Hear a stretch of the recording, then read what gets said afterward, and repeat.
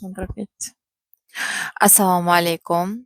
Agar siz ham xuddi menga o'xshab, YouTube'da har kuni judayam ko'p ekspertlarni, muvaffaqiyatli insonlarni, biznesmenlarni, hayotda, oilada, karyerada, ishda har tomonlama o'zini topgan insonlarni podkastlarini, intervyularini eshitib, "Men ham shunaqa bo'laman" deb xohlab, ularni kurslarini sotib olib, vebinarlarda qatnashib, ularni qilgan ishini, hayot tarzini, bergan maslahatlarini hayotingizga kiritishga harakat qilib, lekin kirita olmasdan o'zingizni judayam charchagan, qo'lingizdan hech narsa kelmaydigandek, xuddi butun olam rivojlanib, hamma oldinga ketyapti, bitta siz uyda qolib ketayotgandek, hech narsa qilmayotgandek, siz tengilar уже judayam ko'p ishlarni amalga oshiryapti, lekin siz qilaman degan ishlaringizni qilolmayotgandek, dangasadek, dunyodagi eng tanbal, eng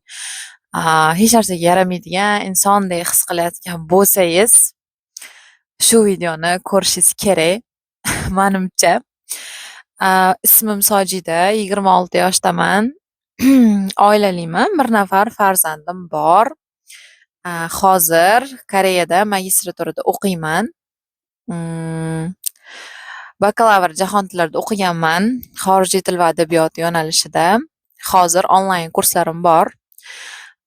Oldinlari IELTSdan kurs o'tganman, keyin IELTSda judayam ko'p kurslar chiqib ketgandan keyin hozir asosan General Englishga e'tiborim qaratilgan onlayn kurslarim bor. Bu videoni oxirida sizga hech qanaqa vebinar yoki kurs shunaqa narsalarim haqida yoki nimadir o'zim reklamasi haqida aytmoqchi emasman. Shunchaki judayam ko'p vaqt davomida men ham qanaqadir kurslarimni kengaytirishi, har tomonlama albatta hamma kabi yaxshi inson bo'lishni xohlab, mana shu podkastlar, bloglar, intervyularni kuzatib borganman. Judayam ko'p muvaffaqiyatli ayollarnikini va o'zimni har doim o'sha podkastlar eshitgan paytimda bo'ldi, men ham qilaman deb o'ylasam ham, lekin harakat qilolmaganman judayam ko'p narsaga. Albatta orzularim, maqsadlarim ko'p bo'lgan, lekin harakatda qanaqadir hech narsa qilmayotgandek o'zimga doim shunaqa tuyulganman. Nimanidir xato qilyapman, shu nimadir o'xshamayapti menda, lekin nima deb judayam ko'p o'ylanganman va yaqinda 2024-yilda nimani xato qilayotganimni tushunib yetdim va hayot sifatim anchayin o'zgarib ketdi. Umumiy har tomonlama oilam, karyeram, pul, farzandim bilan munosabatim ham, o'zimga bo'lgan munosabatim ham, umumiy hamma narsa sekin-sekin o'zgarishni boshladi va men qanaqadir pastda yurgan odam sifatida, ya'ni muvaffaqiyatlilarga qarab turib, tepaga qarab turib, men ham shunaqa bo'lsaydim deb ular aytgan yo'ldan yurib, lekin yetolmasam, lekin qanaqadir o'zimni yo'limni bir kashf qilgandek bo'ldim. Buni aniq bitta kitobdan yoki bitta kursdan o'rgandim demayman. Qaysidir pointda meni miyamga kelib qoldi, bunaqa qilish kerak ekanda deb.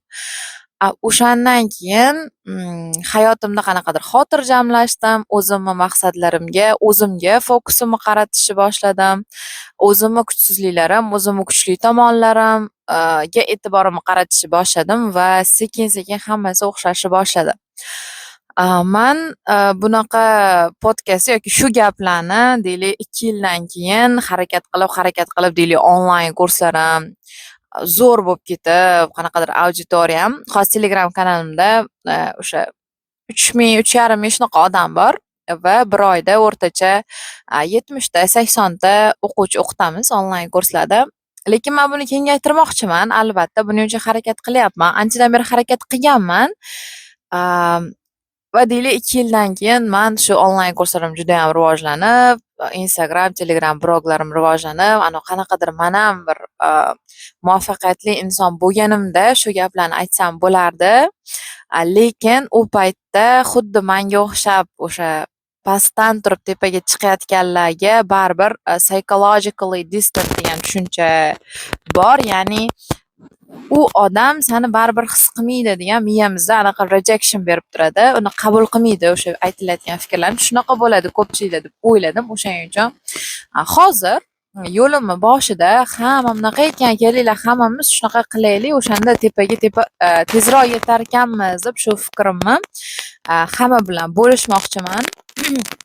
Bu narsani ko'pchilik bilishi kerak deb o'ylayman. Masalan, men 26 yoshdaman va bu narsani endi anglayapman va bu menga foydali. Lekin shunaqa podkast qilmoqchiman, shuni yetkazmoqchiman deb turmush o'rtog'imga aytganimda, ular hozir 32 yoshdalar. 32 yoshli erkak uchun bu narsa okay, what is that? Ya'ni what is the point in that degan tushuncha bo'ldi. Ya'ni man o'zi anchadan beri o'zi shunaqa yashayman-ku, o'zi odam shunaqa yashash kerak-ku deb, ya'ni 32 yoshli erkak o'sha anglagan tushuncha, lekin 26 yoshli ayol sifatida men endi angladim va menga o'xshab tushunmaganlar bo'lsa shu narsani haliyam menimcha ko'p o'g'il bolalar ham, qizlar ham, ayollar ham, turmushga chiqqanlar ham, ayniqsa dekretda o'tirgan ayollar hammasi uchun kerakli deb o'ylayman. O'shaning uchun yo'limni boshida sizlar bilan bu narsani bo'lishmoqchiman.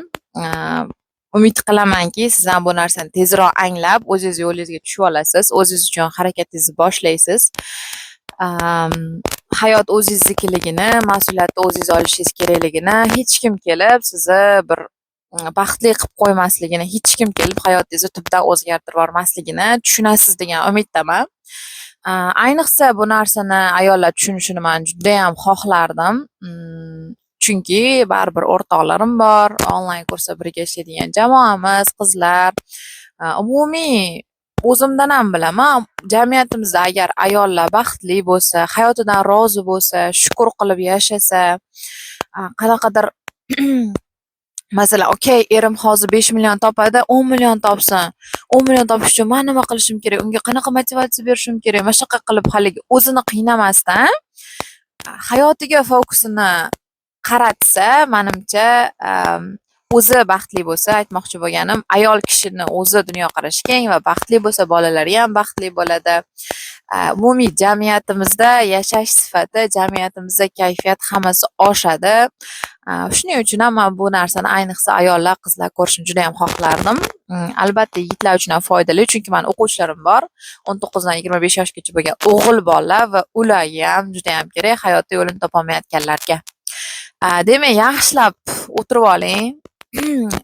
Mani gaplarim shunchaki idishib yotganingizda eshitilishini xohlaydigan gaplar emas. Umid qilamanki, sizga manfaatli bo'ladi. Bu qanaqadir abstraktroq tushunchalar bo'lishi mumkin men aytayotgan narsalar, chunki birorta kitobdan o'qib yo kursdan eshitib, ya'ni kimdandir bu narsani tayyor holatda eshitmaganman-da yoki o'qimaganman. Shuning uchun miyamdagi ko'p yillardan beri to'plangan fikrlarligi uchun tartibsiz yetkazib berishim mumkin. Demak, boshladim. Menim sal bo'lsa ham tanib oldinglar degan umiddaman. Birinchi marta bu videoni ko'rayotganlar umid qilamanki, videoyim yaxshi qabul qilinadi ko'pchilik tomonidan. Umid qilamanki, qanaqadir hate kommentlar yozilmaydi. Shunchaki gapirish stilim yoki bo'lmasam tashqi ko'rinishim yuzasidan umid qilamanki, hamma fikrlarimga e'tibor qaratadi. Umid qilamanki, bu videoni olganimga hech qachon afsuslanmayman. Ko'pchilikka manfaatli bo'ladi. Albatta, bu birinchi marta YouTube'ga video olishim, bunaqa chiqib o'tirib gapirib, kelajakda o'qigan kitoblarimdan qanaqadir kitob book reviewlar, iqtibos qanaqadir qilish rejam bor. Albatta, buni odamlar qanaqa kutib olishiga bog'liq. Agar sizga yoqsa, kommentlar yozib, mana shu kanalimga subscribe qiling va men bundan juda ham xursand bo'laman. Demak, qayerdan boshlash kerak? Umumiy muvaffaqiyatni oltin qoidasi, demak, biz pastda yurganlar uchun, qora xalq uchun bu fokusni o'ziga qaratish, ya'ni e'tiborimizni faqatgina o'zimizga qaratishimiz kerak. Bu nima degani? Qaranglar, men deylik o'sha ingliz tilini onlayn kurslarimni rivojlantirmoqchiman va juda ham ko'p payt men o'sha bozordagi raqobatchilarimni kuzatganman. Ya'ni men qilmoqchi bo'lgan IELTS kurslarni kimlar qilyapti yoki men qilmoqchi bo'lgan o'sha General English kurslarimni kimlar qilyapti. Instagramdan, Telegramdan kurslariga pul to'lab qo'shilib qatnashganman. Xatolarni, kamchiligini o'rganganman. Ularni nima deydi, kamchiliklarni ko'ra olganman. Masalan, ularda yo'q, lekin mani kursimda bor narsalar bor edi. Ya'ni ularni kursini kamchiligini ko'ra olganman. Doim aytardim, okey, maniki bundan yaxshi, nimaga manikida 70 ta odam, bunikida 4 mingta, mana shunaqa qidirdimda. Bular prosta odamlarni aldab marketing qilib chaqiryapti-da deb miyamda shunaqa bahonalar, ularni qaysidir insonni muvaffaqiyati uchun qanaqadir bahonalar kelib chiqardi. Ish borasida oladigan bo'lsak, man ham agar shunaqa marketing qilib shunaqa qilsam bo'lardi-da deb. Ya'ni o'sha insonni qaysi tomonlama bo'lsa ham, kimni oilasi sizdan yaxshidir, puli sizdan yaxshidir, mashinasi sizdan qimmatdir, yaxshiroq joyda o'qir, yaxshiroq joyda yashar, turmush o'rtog'i sizdan ko'ra yaxshiroq uni take care qilar, ya'ni unga g'amxo'rlik qilarda. Shularni hammasida biz o'sha narsalar o'zimizda yo'qligi uchun miyamizni qaytidadir doimo o'sha narsani reject qilishga harakat qilamiz. Ya'ni bu inson u narsaga to'liq loyiq emas, mana bunaqa yo'l bilan loyiq bo'ldi degandek-da. Masalan, uncha bilimi yo'q edi-yu, lekin o'sha CV-ni oldi birpasda, qarama, ololmadim-u, nimaga deb deyishadi-da. Lekin aytmoqchi bo'lganim, kim mana shu hayotda sizdan ko'proq narsaga erishdimi, bo'ldi, u o'sha narsaga harakat qilgan. Balkim yoshligida sizdan ko'p harakat qilgandir-da, yoki uni ota-onasi siz ota-onangizdan ko'p harakat qilgandir, bilmaymiz. Ya'ni biz shunchaki tashqi ko'rinishga qarab bilmaymiz. Men bilan bitta kursga, IELTS kursiga borgan bitta qiz bir xil o'qidik. Kurs davomida u mendan past o'qidi. U lekin 8 oldi, men 6 oldim. Men aytishim kerak emas, darslarda passiv edi-yu, indamasdan o'tirardi. Qanaqa qilib 8 oldi? 8 bilimi yo'q edi-yu deyishim kerak emas. Men balkim kurs tugagandan keyin o'qib o'rgandir yoki kursga kelguncha o'qigandir, bilmadim. Balkim imtihonda shunaqa miyasini eng so'nggi hujayrasigacha ishlatgandir, bilmayman-da u qizni. Yoki kimdir deylik chet elga grant yutib olib ketdi-da o'qishga.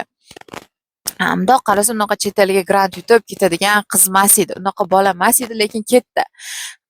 Biz o'sha narsa o'zimizda yo'qligi uchun, o'zimizni qo'limizdan kelmagani uchun o'tirib, qanaqa qildi ekan, uncha bilim yo'q edi-ku, kimdir yordam berdimikan yo uydagilar mashinasini sotib jo'natdimikan. Mana shunaqa fikrlar keladi hammamizga, lekin uni orqasida uni qancha energiya sarflagani, qancha resurs, qancha vaqt, umri, sog'lig'i, nimalarni sarflaganini biz bilmaymiz. Birinchi o'rinda menga kelgan anglash bu har tomonlama o'zimdan yaxshi yashayotganlarni, o'qish, ish, har tomonlama mendan yuqoridagilarni ko'rib, bu okey, bu inson mana shu narsaga arziydi. To'g'ri, mendan kam harakat qilgandir, mendan qaysidir tomonlama pastdir, bilmayman, lekin u inson shu narsaga loyiqki, Alloh unga beribdi deb menga birinchi kelgan narsa o'sha kimnidir muvaffaqiyatining orqasidan qanaqadir kir narsalar, nima deydi, negativ topmaslik. Xullas, o'sha narsaga erishibdimi, bo'ldi, u o'shanga loyiq, menga emas, o'tirib hamma bunaqa marketing strategiya qo'llagani uchun shunaqada, ham bunaqada deyish masalan menga emas. Erishibdimi, zo'r, demak u unga harakat qilgan, uni men hurmat qilaman. Undan faqatgina o'rganishim mumkin, to'xtamaslikni undan faqatgina o'rganishim mumkin, o'zi uchun harakat qilishi, bo'ldi, men bo'ldi. U inson haqida ortiqcha boshimni qottirishim, u insonga boshqa vaqtimni sarflashim kerak emas, chunki boshqalarni shunaqa hayotiga qo'pol qilib aytganda burnimizni tiqamizda o'zimizni hayotimizni yaxshilashga, o'zimizni maqsadlarimiz uchun harakat qilishga vaqtimiz qolmaydi.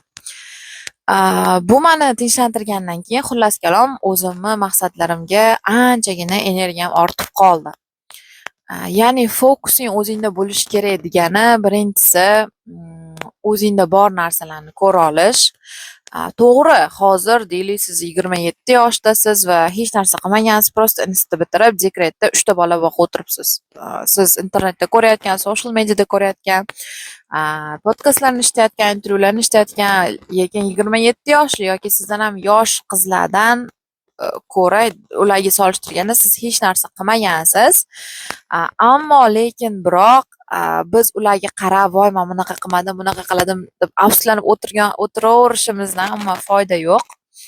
ularga qancha o'ylaganimiz sari biz energiyalarimiz o'sha insonlarga ketib, ular yanayam tepaga chiqib ketaveradi. Biz yanayam pastga tushib ketaveramiz. O'shaning uchun fokus o'zimizda bo'lishi kerak. O'zingizda shunchaki bor narsalarni ko'ring. Okay, men 27 yoshman.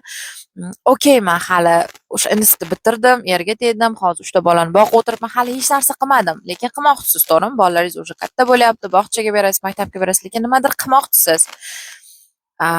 Asosiysi sizda o'sha narsaga nisbatan maqsadingiz bor, o'sha narsaga nisbatan xohishingiz bor. Hozir o'zingizda nima bor, o'sha narsani ko'ring.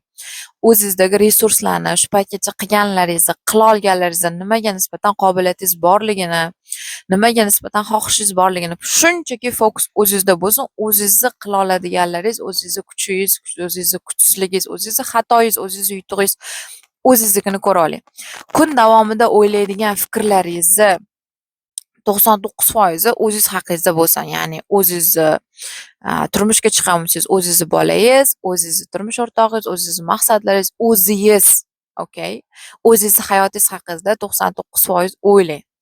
Kun davomida boshqalarning hayotini Instagramlarda, Telegramlarda kuzatib, bunda bunaqa bo'pti-ya, shunaqa deb prosta o'ylab yuramiz. O'sha kimnidir postini shunchaki ko'rdik, bo'ldi degani emas. U narsani o'ylaymizda, hammamiz o'ylaymiz. Miyamizda u qaysidir neyronlarga yozildi. O'sha kimnidir reelsini ko'rganingiz, storiesini ko'rganingiz, qaysidir pat kursingizdagi qaysidir kursdoshingiz, deylik, qaysidir sizni patogingizda o'qigan kimdir unashtirilibdi, erga tegibdi yoki eri bilan Dubayda yuribdi ekan, mana shularni prosta ko'rdingiz, mana bunaqa ekan deb qo'ydingiz, lekin miyangiz u narsani o'ylaydi. Miyangiz u narsani eslab qolish uchun, analiz qilish uchun vaqt sarflaydi. Endi birovni sizga gapirgan gapini, birovga gapira olmay qolib ketgan gaplaringizni, miyamizda aylanadigan o'sha birovlarga nisbatan negativ fikrlarni gapirmasa ham bo'ladi. Bizni hamma kuchimizni shu qilolmaganlarimiz, bizda yo'q narsalarga qaratganimiz uchun ham nimadir bor qilishga o'sha kuchimiz qolmaydi. O'shaning uchun shunchaki fokusingizni o'zingizga qarating, shunchaki o'zingizda bor narsalarni ko'ra oling. 3 ta, masalan, o'sha 27 yoshingizda 3 ta bolani dekretda katta qilish yoki bitta bolani katta qilish bo'lishi mumkin. Bu hammaga emas, bu ham katta ish. Men bu narsani romantizatsiya qilib juda ham bir emotsional gaplar aytmayman. Masalan, sen bola tarbiyalayapsan, sen ummat tarbiyalayapsan, sen asosiy vazifangni bajaryapsan ayol sifatida. Mana shunaqa gaplarni gapirmayman, chunki okay, o'sha ayollar ham o'ziga aytadi, men asosiysi bolaga qarayapman, menga asosiysi bola, hozir men bolamga kerakman degan ayollarni ham ich-ichiga qarasangiz, ba'zida har doim emas, lekin ba'zida kelib qoladi. Qaysidir o'rtog'ini ko'rib, agar men ham erga tegmasdan shunaqa qilganimda yoki men bunaqaroq erga tekkanimda bunaqaroq yashardi ekanman deb qanaqadir baribir o'sha farzandsiz yoki farzandini katta qilib bo'lib erkinroq yashayotgan, erkinroq yurayotgan odamga baribir ham havas qilgan momentlar bo'ladi. Bu narsa okay, bu degani u yomon ayol, u yomon ona, u hayotidan norozilik qilyapti, noshukrlik qilyapti. Mana shunaqa emas. Hammamiz qanaqa hayotda yashayotganimizni, qanaqa jangni boshimizdan kechirayotganimizni o'zimiz bilamiz. Hammani o'ziga yarasha jangi bor. Kimnidir jangi tashqaridan qaraganda wow, katta, kimnidir jangi arzimagandek tuyulishi mumkin, lekin hamma o'ziga o'zi bilan o'zini hayotida o'zi jangda, o'zi kurashda va hamma o'zidan o'tganini o'zi biladi. Hech kim sizchalik his qila olmaydi va qaysidir momentlarda hozirgi hayotingizdan qanaqadir ketishni xohlash, hozirgi hayotingizni o'zgartirish xohlash normal. Qaysidir momentlarda, lekin 24 soat o'tirib olib, bunaqa bo'lganda bunaqa bo'lardi, bunaqa bo'lganda bunaqa bo'lardi deb 24 soat 7 kun haftasiga bo'lishi kerak emas.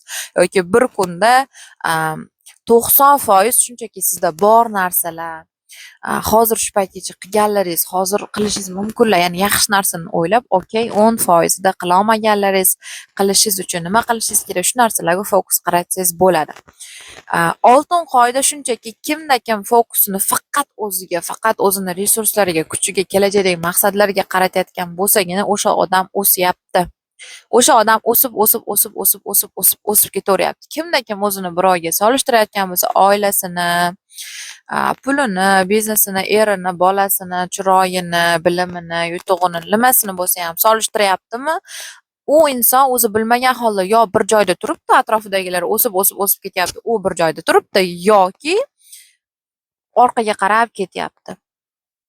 O'shaning uchun hurmatli mani eshitayotganlar, o'g'il bolamisiz, qiz bolamisiz, dekretdamisiz, 4 ta bolangiz bormi, 10 ta bolangiz bormi, turmushga chiqmaganmisiz, hali studentmisiz, hali abituriyentmisiz, hali maktabdamisiz? Hozirgi ijtimoiy tarmoq zamonida, hozirgi hamma narsani sotish mumkin bo'lgan zamonda shunchaki siz marketing qurboni bo'lmasligingiz uchun, shunchaki kontent ko'rib, u narsaga pul to'lab umringiz o'tkazishni xohlamasangiz, shunchaki fokusingiz o'zingizda bo'lishi shart. Hozir maslahat beradiganlar juda ham ko'p. Shunchaki qanaqa ovqat yeyish bo'yicha ham bor.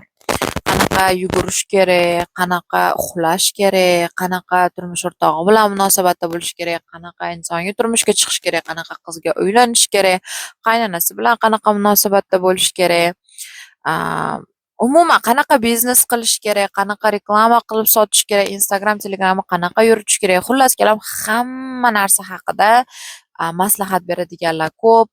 Hamma narsa haqida nimadir topa olasizda, ozish haqida.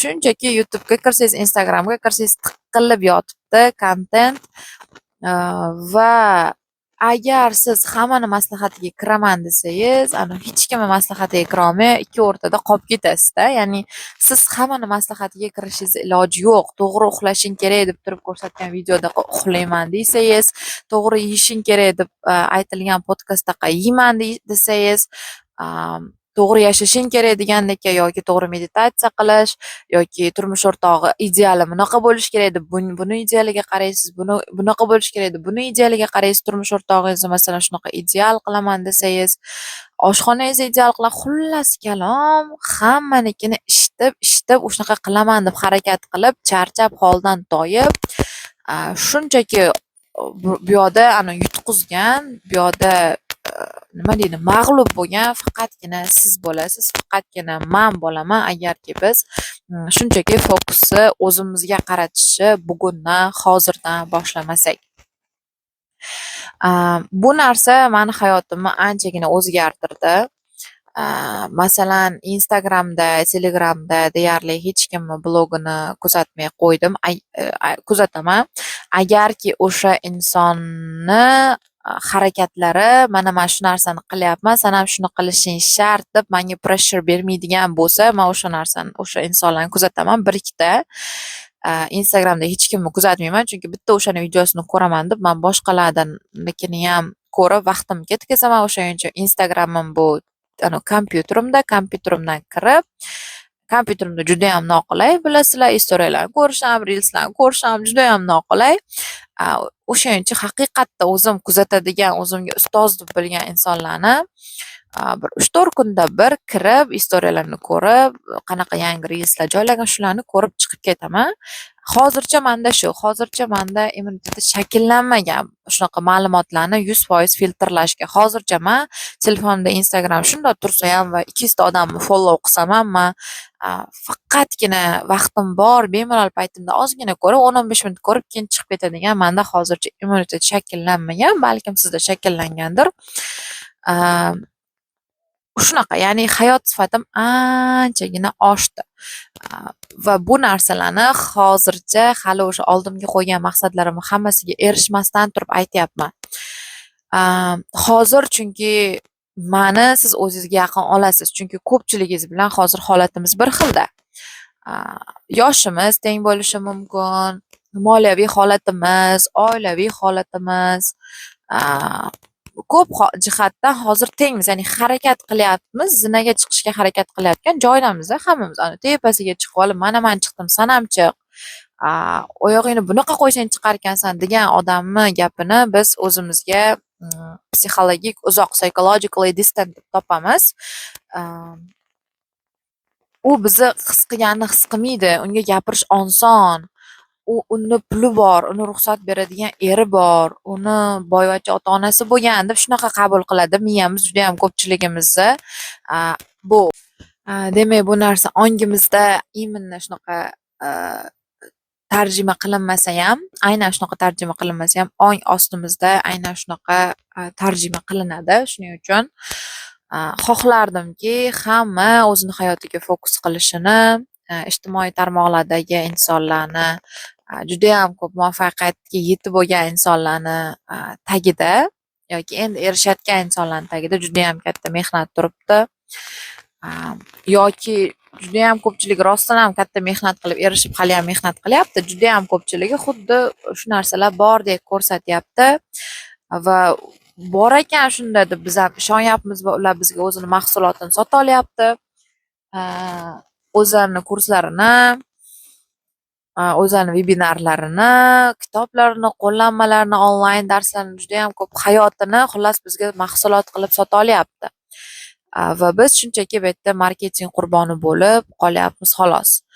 Jamiyatimizda ongi o'sgan insonlar ko'payishini juda ham xohlardim. Hamma ko'rgan narsasiga ishonish kerak emas, ma'lumotlarni filtrlab qabul qilish kerakligini istardim. Okay, Instagram bilan Telegramda ko'pchilik o'zini ancha himoya qila oladigan bo'lib qolgan. Endi YouTube podkastlar haqida gapirmoqchiman. Podkastlar juda ham ko'payib ketdi, intervyular ko'payib ketdi. Shaxsan men ayol kishiman, dekretdaman, deyarli juda ham ko'p vaqtim uyda ovqat qilish, tozalash, bola bilan o'tadi. Onlayn kurslarim bo'lsa ham juda ham kam vaqt sarflayman. Onlayn kurslarimda masalan recorded darslarim, bu farzandli bo'lishimdan oldin videoga olgan darslarimni asosan ishlataman. O'sha paytlarda masalan o'tirib, har tomonlama mukammal qilib o'rganib men video olganman va asosan shularni sotaman. Deylik, onlayn ishlaganim bilan bu narsaga qanaqadir kun davomida vaqtimni kam sarflayman. Asosan oilam bilan, bolam bilan bo'lamanda va o'sha qanaqadir podkastlarni juda ham ko'p eshitaman. Intervyular, o'sha muvaffaqiyatli ayollar ham hayotda o'zini topgan, ham oilasi yaxshi, o'sha intervyular berishadi, podkastlar berishadi. Buni eshitaman va masalan men turmush o'rtog'im bilan bunaqamiz desa, ha, demak shunaqa bo'lish kerak ekan, yoki turmush o'rtog'im tasvirlab beradi, juda ham ideal, har tomonlama tasvirlab beradi va men ham ha, shunaqa bo'lish kerak-da deb turmush o'rtog'imdan o'shunaqa sifatlarni qidiraman va har doim ham bu narsani topish iloji yo'q. Boshida shunaqa bo'lishlari kerak ekan deb turib shu narsani singdirishga harakat qilganman. Qarang, bunaqa qiling, bunaqa qiling, bunaqa qilsak bo'lar ekan-a deb keyinchalik tushunganman. Okay, u inson o'sha 32 yoshda va men u insonni o'zgartira olmayman.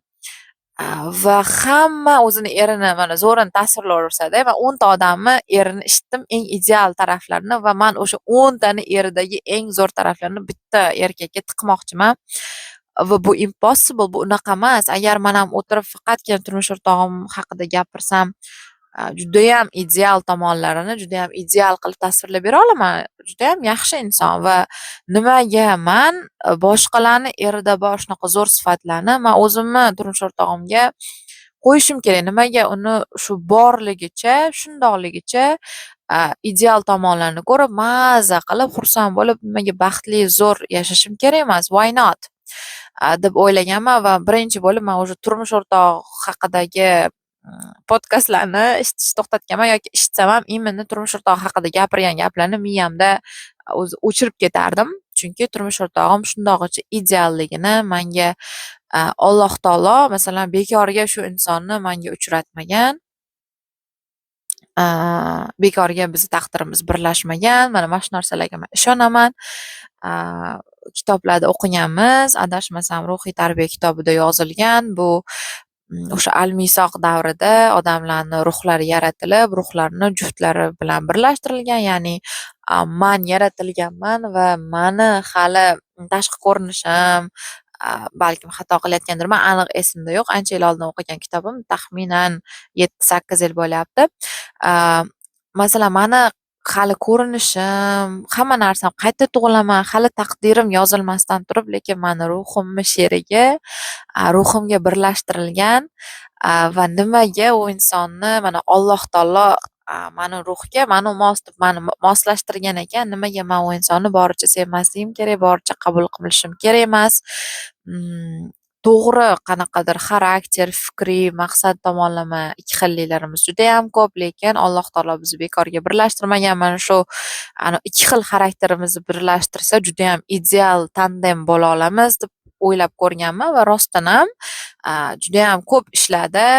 Mana shu ikki xilligimiz tufayli ham ideal tandem bo'lib, yaxshi muvaffaqiyatli juftlik bo'la olamiz va kelajakda bundan ham katta ishlar qila olishimizga ishonaman. O'shaning uchun ham, ya'ni turmush o'rtoq tomonlama birinchi bo'lib xotirjam bo'lganman. Ya'ni podkastlarni turmush o'rtoq tomonlama qanaqadir fikriy rad etishni boshlaganman birinchi bo'lib. Ikkinchi bo'lib bu farzandim tomonlama rad etishni boshladim. Ya'ni farzandga qanaqa tarbiya berish kerak, qanaqa ideal bo'lish kerak degan podkastlarni ko'rib, balkim qolganlarda bunaqa emasdir, lekin men bo'ldi, mana shunaqa qilishim kerak deb, agar shunaqa bo'lmasa, voy bolam bunaqa bo'lyapti. Judayam masalan telefon qo'yib bermaymiz, lekin kasal bo'lib, bir osilib qolgan paytlarimda telefon qo'yib bersam ham vijdonim qiynalib, masalan isitma chiqib kasal bo'lgan paytlarimda bitta o'zimman, u bola menga osilib yotibdi o'ynaylik deb, men o'zi isitma chiqib o'zimni juda ham yomon his qilyapman. Unga telefon qo'yib berdimda. Voy, men bolamga telefon qo'yib berdim deb o'zimni yomon his qilib, o'sha isitmada o'zi kasal bo'lyapman, bunga vijdon azobini ham qo'shilib, yo'q, lekin masalan okey-ku, o'sha kasalligim kuni 1-2 kun telefon ko'rishi. Rostdan ham o'sha 1-2 kunda telefonga o'rganib qoldimi? Ha, o'rganib qoldi. Keyin ham qo'yib berdidimi? Ha, yana qo'yib berdida, lekin bu yana 3-4 kun bu narsaga sabr qilsam, unga bir boshqacha o'yinlarni taklif qilib ko'rsam, sal sabr qilib o'sha bolaga 2-3 kun yana tuzalib ketganimdan keyin yordam berib ko'proq vaqt ajratsam, u yana oldingi holatiga qaytadi. U telefonni ko'rsa yana qo'yib ber demaydigan bolaga aylanadi-yu. Ya'ni balkim faqat mendadir, bilmayman. Judayam ko'p narsalarni serious qabul qilardim. Ya'ni seryozni bo'ldi, shunaqa dedim, shunaqa qilishim kerak deb o'ylab borardim. Boshida keyin bu narsani sekin-sekin yo'qotdim. Shunchaki o'zimni bolam qanaqa bo'lsa, xarakteri qanaqa bo'lsa, shuni mehr berib, sevib, yaxshi ko'rib, albatta unga yaxshiroq bo'lish uchun harakat qilaman, lekin shunaqa bir ideal qila olmasam ham, qila olmay qolsam ham siqilmayman. Keyin 3-chi bo'lib o'zim haqimdagi o'sha muvaffaqiyatli insonlar tomonidan singdirilayotgan narsalarni sal rad etishni boshladim. Ya'ni hamma muvaffaqiyatli odamni xarakterini men bitta o'zimda jamla olmayman-da. Xuddi o'sha turmush o'rtog'im bilan bolamda jamla olmaganimdek, o'zimda ham jamla olmayman. U inson masalan nima deyishim mumkin? Qanaqa sifatlar? Masalan, tavakkal qilaman deydi-da kimdir. Tavakkal qilaman, bo'ldi. Mana shu bitta narsani ushladimmi, oxirigacha boraman deydi.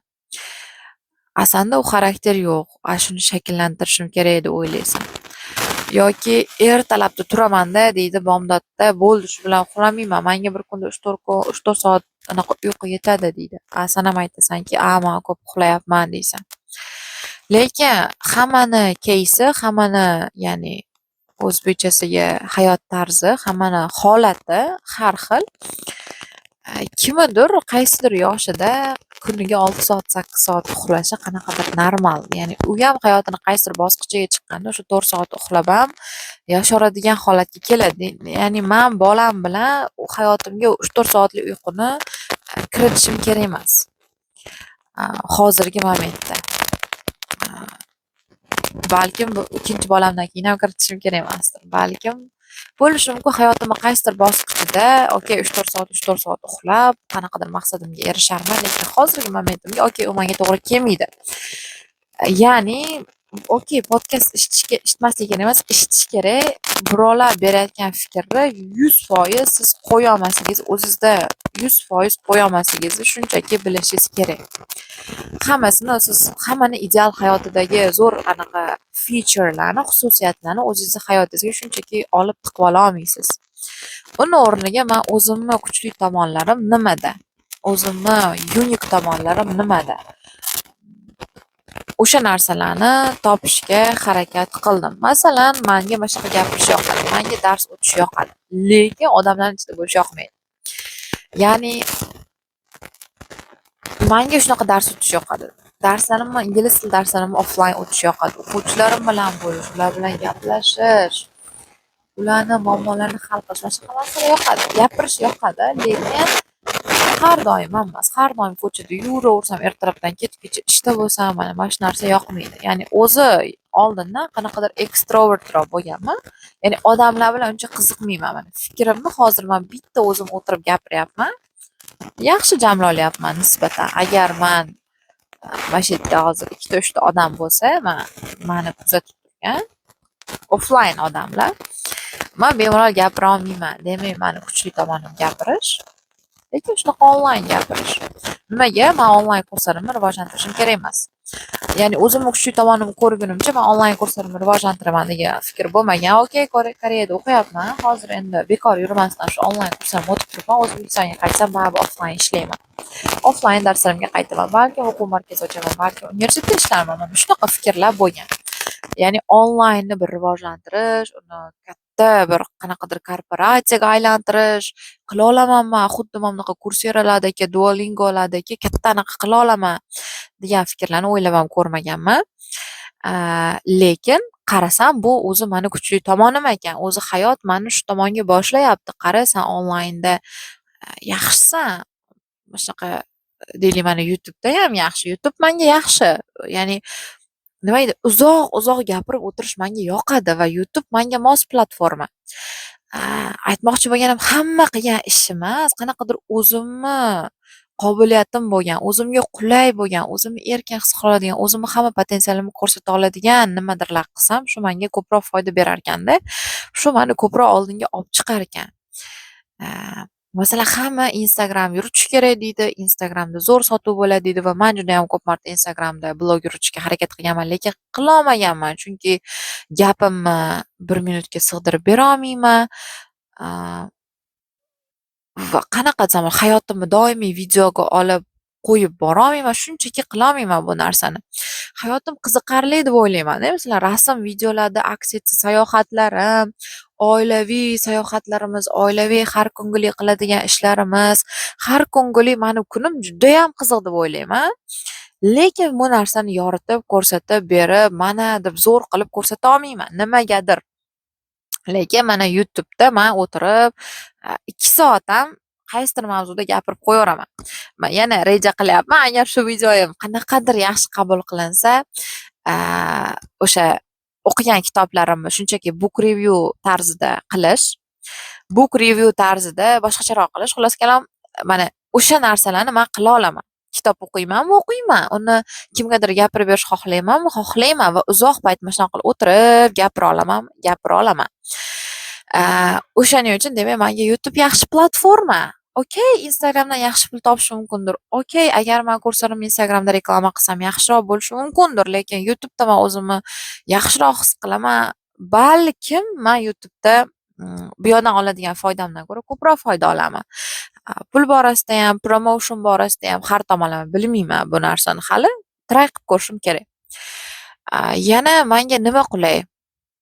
O'zimni masalan yaxshi his qiladigan narsalarga ko'proq urg'u berishni boshladim. Masalan, IELTS o'qitardim oldinlari. Endi IELTS o'quvchilari qanaqa o'quvchilar?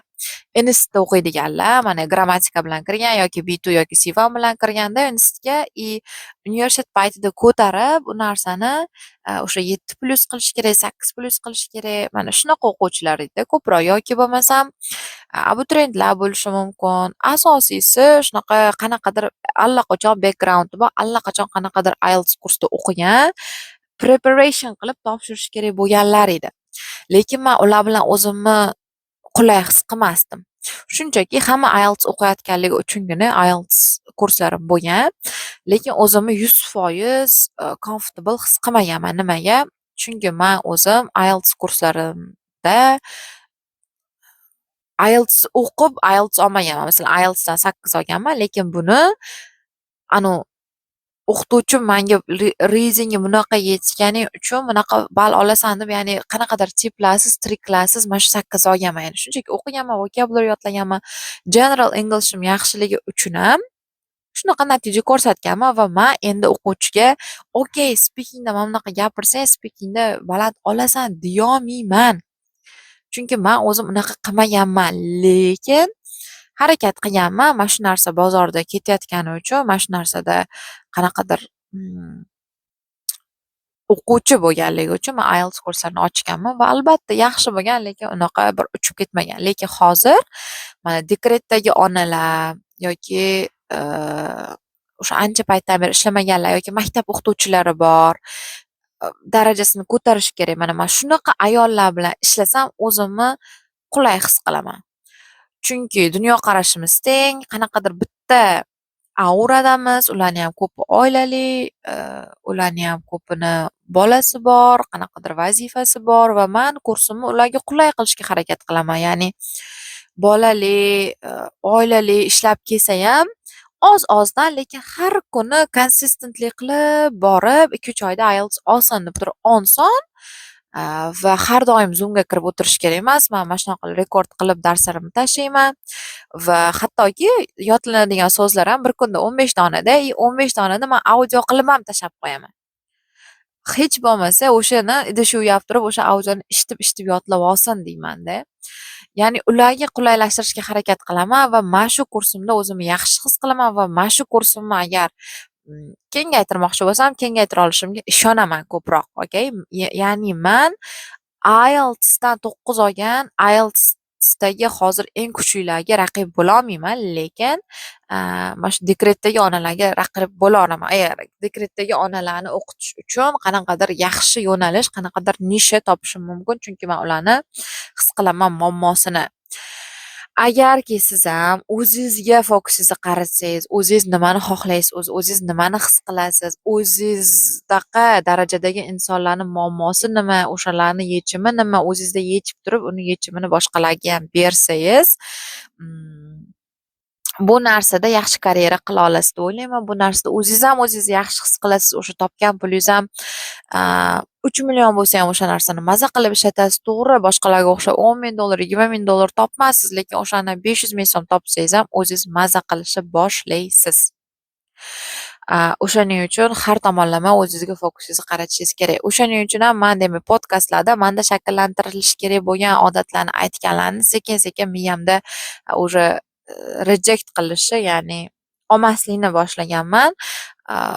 O'zimga fokusimni qaratish, o'zimni kuchli tomonlarimni, o'zimni qila oladiganlarimga fokusimni qaratishni boshlaganman va bu narsa 2024-yil oktyabr-noyabrlardan boshladim xolos. Endigina 4-5 oy bo'ldi men fokusim to'liq o'zimga qaratilganiga va mana shu 4-5 oyga nisbatan menda anchagina o'sish bo'ldi.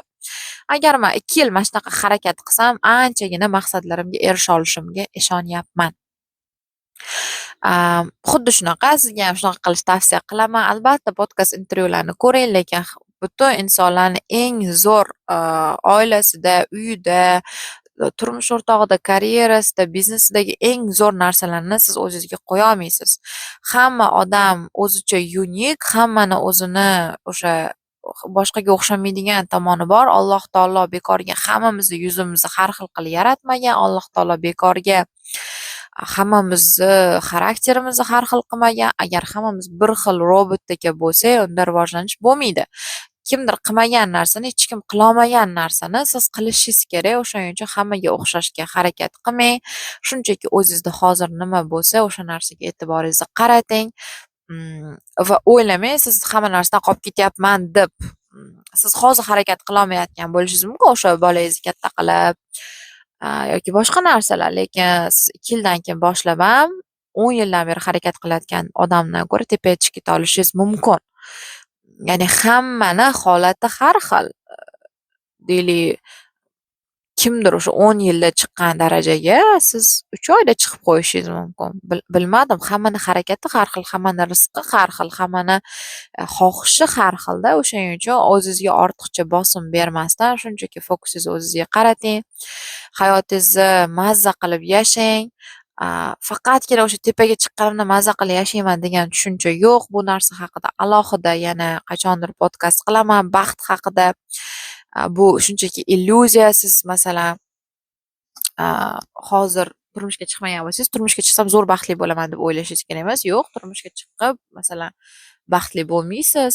Agar hozir baxtli bo'lmasangiz, turmushga chiqdingiz, qanaqadir boshqacha his qilmayapsiz, bo'ldi farzandli bo'lsam baxtli bo'laman. Yo'q, agar hozir o'sha bosqichingizda ham baxtsizmisiz, u bosqichga chiqqanda ham ozgina adrenalin his qilasiz, ozgina qanaqadir gormonlarda o'zingiz yaxshi his qilasiz, keyin yana u narsa oddiylikka qaytgandan keyin o'sha deylik bolangiz yangi tuqqaningizda bo'lishi mumkindir, voy bolam bor, rasmlarga olasiz, maza qilasiz, lekin bolangiz 6 oylik bo'lganda, 1 yosh bo'lganda qanaqadir u o'zgacha baxt bera olmasligi mumkin, agar siz baxtli bo'lishni bilmasangiz.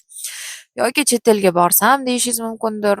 Masalan, mana men hozir chet elda yashayman, Koreyada yashayman. Boshida bo'lgan 3 oy, 4 oy zo'r joylarni ko'rgunimcha, o'rgangunimcha, lekin keyinchalik xuddi o'zimni qishlog'imda qanaqa yashayotgan bo'lsam, deyarli o'shanaqa doimiylikka o'tgandan keyin bu narsa уже baxt bermaydi. Baxtni biz har kuni o'sha o'zimizdagi doimiylikda, o'zimizdagi bor narsalardan topishimiz kerak. O'shanda bu narsa ko'payadi. Baxt bo'yicha ham keyinroq yana gapirish xohlardim, chunki baxtni вообще-то kutib yashashimiz kerak emas, вообще-то kimdandir, qanaqadir vaziyatlardan kutib yashashimiz kerak emas. O'qishga kirsam, to'yim bo'lsa, bolali bo'lsam, uy olsak, chet elga borsam, sayohat qilsam, pul topsam, mashinam bo'lsa, mana shunaqa narsalarga umuman bog'lash kerak emas. Agarki deylik, man juda ham ko'p o'ylaganman, turmushga chiqsam hammasi zo'r bo'ladi, bir umr baxtli hayot kechiramiz deb. Yo'q, unaqa emas. O'sha paytda ham qanaqadir hal qilishing kerak bo'lgan masalalar bo'ladi va unda ham baxtni ko'ra olsanggina baxtli bo'lasan. Chunki hamma turmushga chiqqanlar ham baxtli emas, to'g'rimi? Baxtsizlar qancha, ajrashib ketayotganlar qancha. Baxtni o'zingni qo'ling bilan yaratasan. Bu haqida keyinroq gapiraman. Xullas, bugungi fikrim shulardan iborat edi. Fokusingizni o'zingizga qarating. Bu hayot sizniki. Bu hayotga yolg'iz kelgansiz, yolg'iz ketasiz. Bu sizni yolg'iz jangingiz. Kim sizdan yaxshi yashayapti, yomon yashayapti, e'tibor bermang. Siz faqatgina o'zingizga e'tibor bering. 4 yil oldin qanaqa edingiz, hozir qanaqasiz? 5 yil oldin qanaqa edingiz, hozir qanaqasiz? Mana shu narsalardan xursand bo'ling. 5 yil oldingi hayotingiz bilan hozirgini solishtirib mazza qiling. Albatta, o'sgan katta ehtimol bilan sizni raqobatchingiz faqatgina o'zingiz. Hech kim sizni raqobatchingiz bo'la olmaydi bu hayotda. Bu narsani shunchaki his qiling. Birovlarning hayotiga вообще aralashmang. Faqatgina internetdagilar emas, shaxsiy hayotingizda ham qo'shningiz, dugonangiz, qarindoshingiz, hech kim hayotiga e'tibor bermang. Hech kim hayoti bilan qiziqmang. Masalan, kim qanaqa hayot kechirayotgan bo'lsa, bu uni hayoti, yaxshi yashayaptimi, okey, shunga loyiq qachondir nimadir harakat qilgandir. Shunaqa yaxshiligi bo'lganki, Alloh unga o'sha narsani bergan.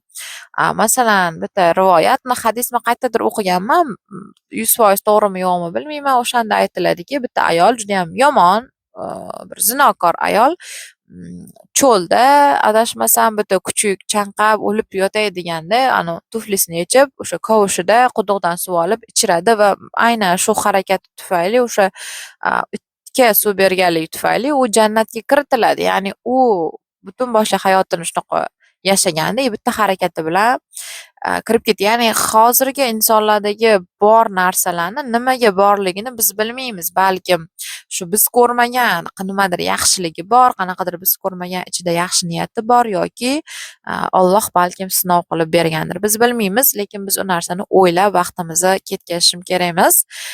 Shunchaki o'zingizni hayotingizga fokusingizni qarating. Bu degani birovlar bilan gaplashma, birovlar bilan umuman ishing bo'lmasa odamovi bo'lib uyingdan chiqma degani emas, yo'q.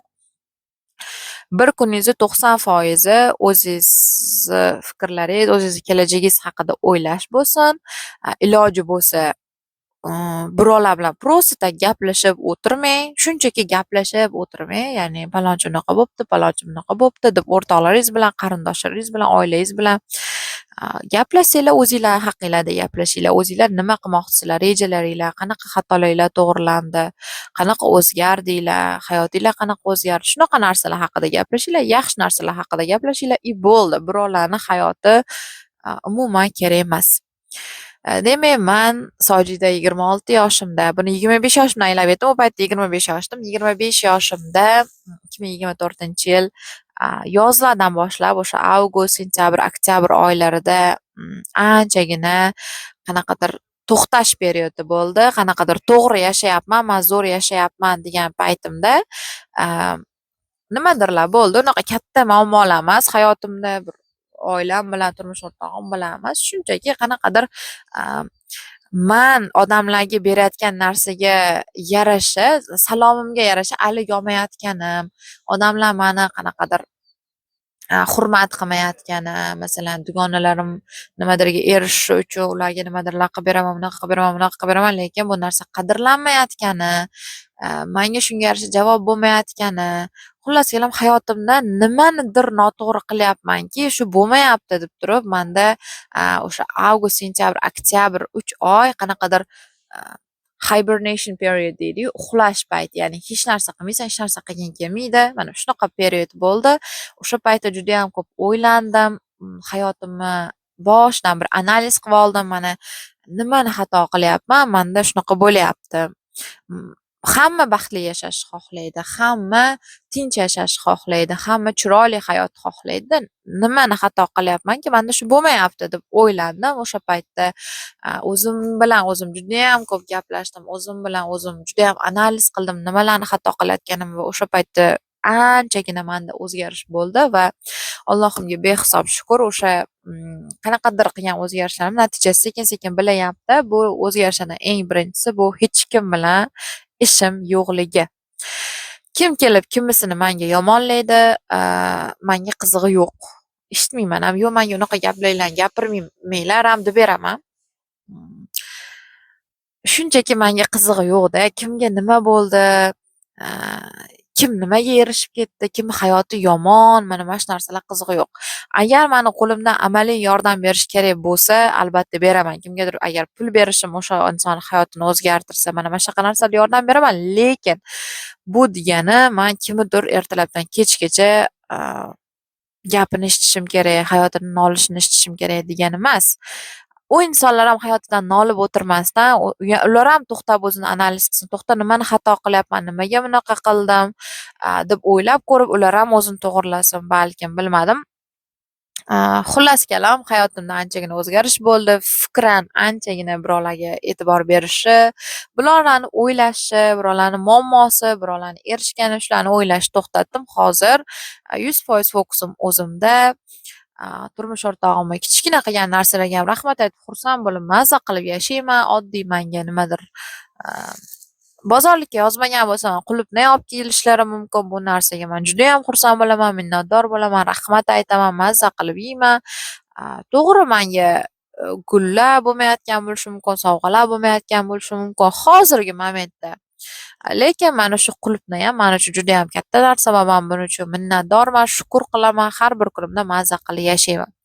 Va men ishonaman, qaysidir momentda agar menga o'sha gul olish yoki iPhone telefon yoki mashina yoki uy meni asosiy maqsadim bo'lmagan paytda, men uchun hech narsa bo'lmagan paytda u narsalar menga berilishiga ishonaman.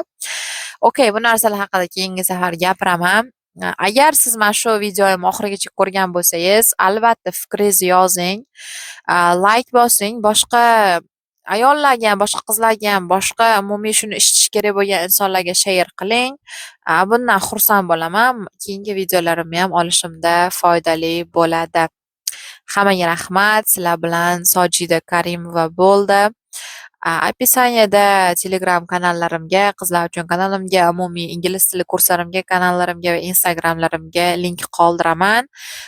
Keyingi yana videolarimda o'zimni hayotimdagi o'zgarishlar, o'zimdagi fikriy o'zgarishlarni bo'lishguncha, xayr.